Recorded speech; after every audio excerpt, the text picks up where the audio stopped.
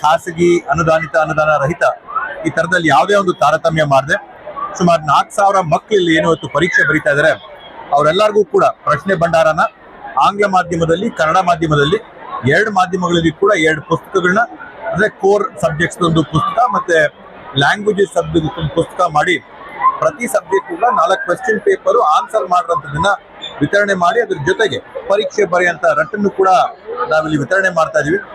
ಸರ್ಕಾರದ ಉದ್ದೇಶ ಏನಿದೆ 10ನೇ ತರಗತಿಯಲ್ಲಿ ಯಾರ್ಯಾರ ಮಕ್ಕಳು ಪರೀಕ್ಷೆ ಬರ್ತಾರೆ ಎಲ್ಲರೂ ಕೂಡ ಉತ್ತೀರ್ಣರಾಗಿ ಮುಂದಕ್ಕೆ PUC ಓದಬೇಕು, ಡಿಗ್ರಿ ಮಾಡಬೇಕು, ಅವ್ರ ಉನ್ನತ ಶಿಕ್ಷಣ ಪಡಿಬೇಕು ಅನ್ನೋ ಉದ್ದೇಶ ಇದೆ.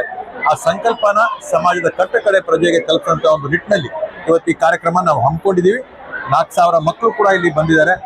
ಈ ಒಂದು ಕಾರ್ಯಕ್ರಮನ ಯಶಸ್ವಿ ಮಾಡೋಕ್ಕೋಸ್ಕರ ದುಡಿದಂತ ನಮ್ಮ BEO ಅವರಾಗಿರ್ಬೋದು, ನಮ್ಮ ಸರ್ಕಾರಿ ಶಿಕ್ಷಕರ ಸಂಘದವರಾಗಿರ್ಬೋದು, ಪ್ರಾಥಮಿಕ ಶಿಕ್ಷಕ ಸಂಘದವರು, ಪ್ರೌಢ ಶಿಕ್ಷಣ ಸಂಘದವರು ಎಲ್ಲರಿಗೂ ಕೂಡ ಈ ಸಂದರ್ಭದಲ್ಲಿ ನಾನು ಅಭಿನಂದನೆಗಳನ್ನ ಸಲ್ಲಿಸ್ತಾ, ಯಾವುದೇ ಒಂದು ಕಾರ್ಯಕ್ರಮ ಯಶಸ್ವಿ ಆಗ್ಬೇಕಂದ್ರೆ ನಮ್ಮ ಕಾರ್ಯಕರ್ತರು ಮುಖಂಡರುಗಳು ಕೂಡ ಕೈ ಜೋಡಿಸಿದಾಗ ಯಶಸ್ವಿ ಕಾರ್ಯಕ್ರಮ ಆಗುತ್ತೆ.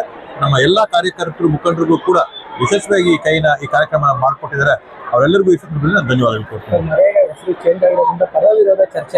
ನರೇಗಾ ಬರೀ ಹೆಸರಲ್ಲ, ಕಾಯ್ದೆ ಏನಿತ್ತು ಅದು ಗ್ಯಾರಂಟಿ ಎಂಪ್ಲಾಯ್ಮೆಂಟ್ ಇತ್ತು. ಎಂಪ್ಲಾಯ್ಮೆಂಟ್ ಗ್ಯಾರಂಟಿನ ನೀವು ತೆಗೆದು ನೀವು ಗುರಿಗಳನ್ನ ನಿಗದಿಪಡಿಸ್ತೀರಾ.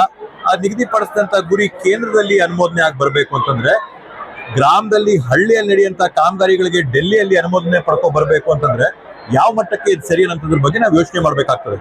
ಅದಲ್ಲದೆ ಪ್ರತಿಯೊಬ್ಬರಿಗೂ ಕೂಡ ಯಾರು ಉದ್ಯೋಗನ ಬಯಸ್ತಾರೋ ಅವ್ರಿಗೆ 100 ದಿನಗಳ ಉದ್ಯೋಗ ಕೊಡುವಂತ ಒಂದು ಹಕ್ಕನ್ನ ಸರ್ಕಾರ ಕಲ್ಪಿಸ್ಕೊಟ್ಟಿತ್ತು.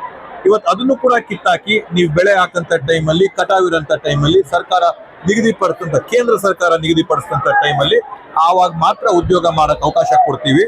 ಅದೊಂದೇ ಅಲ್ಲದೆ ಏನ್ ಗತಿಶಕ್ತಿ ಅಂತ ಯೋಜನೆಯನ್ನ ಕೇಂದ್ರ ಸರ್ಕಾರ ತಂದಿದೆ, ಆ ಕಾರ್ಯಕ್ರಮಗಳ ಅಡಿಯಲ್ಲಿರ್ತಕ್ಕಂಥ ಯೋಜನೆಗಳು ಮಾತ್ರ ನರೇಗಾ ಜೋಡಿಸಬಹುದು ಅಂತಂದ್ರೆ ವೈಯಕ್ತಿಕವಾಗಿ ಯಾರು ಈ ಗುತ್ತಿಗೆಗಳು ಮಾಡ್ತಾ ಇದ್ರೆ ಅವ್ರ ಕೈಯಲ್ಲಿ ಸಾಧ್ಯನೇ ಇಲ್ಲ. ಮುಂದಿನ ದಿನಗಳಲ್ಲಿ ದೊಡ್ಡ ಗುತ್ತಿಗೆದಾರರ ಹತ್ರ ಕೆಳಗೋಗಿ ಕೆಲಸ ಮಾಡಿ ಅದಕ್ಕೂ ಕೂಡ ಅದಕ್ಕೆ ತಕ್ಕಂತ ಏನು ರೆಮ್ಯುನರೇಷನ್ ಕೊಡಬೇಕು, ಹಣ ಬಿಡುಗಡೆ ಮಾಡಬೇಕು, ಅದು ಕೂಡ ನಿಗದಿಪಡಿಸಿಲ್ಲ. ಸಂಪೂರ್ಣವಾಗಿ ಎಂಪ್ಲಾಯ್ಮೆಂಟ್ ಗ್ಯಾರಂಟಿನ ಮುಗಿಸಂತ ಪ್ರಯತ್ನ. ಹೆಸರನ್ನೇನಾದ್ರೂ ಇಟ್ಕೊಳ್ರಿ, ಜಿ ನಾಥೂರಾಮ್ ಜಿ ಅಂತಾನೆ ಇಟ್ಕೊಳ್ಳಿ, ನಿರಂತರ ಇಲ್ಲ ಅವ್ರ ಆಸೆ. ಆದ್ರೆ ಜನಕ್ಕೆ ಉದ್ಯೋಗ ಕೊಡುವಂತ ಕೆಲಸ ಮಾಡಿ. ಹೆಸರು ನೀವ್ ಏನಾದ್ರು ಇಟ್ಕೊಳ್ರಿ, ಜಿ ರಾಮ್ಜಿ ಅಂತ ಇಟ್ಕೊಳ್ರಿ, ಜಿ ನಾಥೂರಾಮ್ ಜಿ ಅಂತ ಇಟ್ಕೊಳ್ರಿ, ಜಿ ಮೋದಿ ಜಿ ಅಂತ ಇಟ್ಕೊಳ್ರಿ, ಏನಾದ್ರು ಇಟ್ಕೊಳ್ರಿ. ಬಡವ್ರಿಗೆ ಉದ್ಯೋಗ ಬಯಸೋರ್ಗೆ ಉದ್ಯೋಗ ಕಲ್ಪಿಸ್ಕೊಡಿ.